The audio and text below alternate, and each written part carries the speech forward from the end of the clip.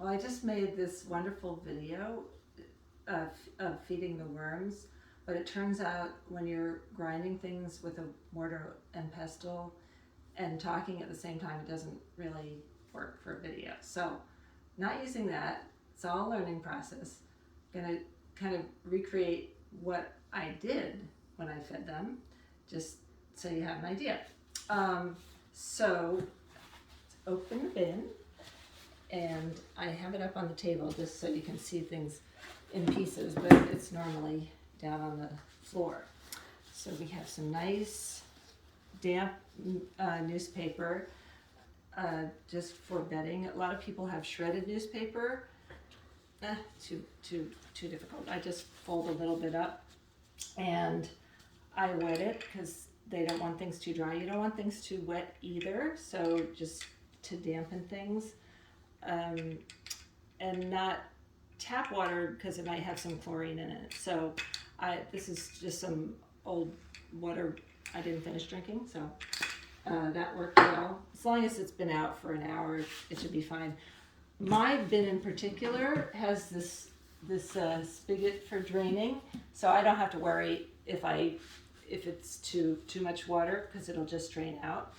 And what drains out is this wonderful worm juice that's great to feed your plants. So that's all good. So underneath we have today's feedings. So all these white speckles are eggshells that I ground up with the mortar and pestle, which made way too much noise. Mortar and pestle.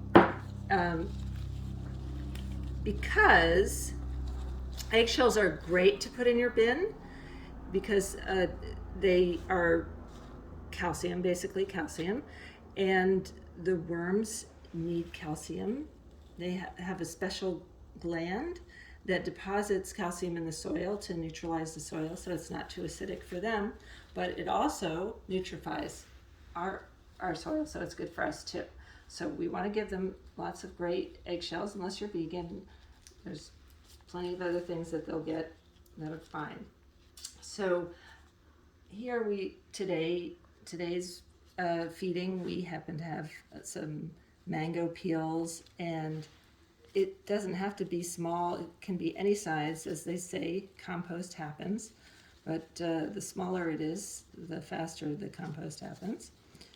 We have some eggshells and onion skins and lots of tea bags, and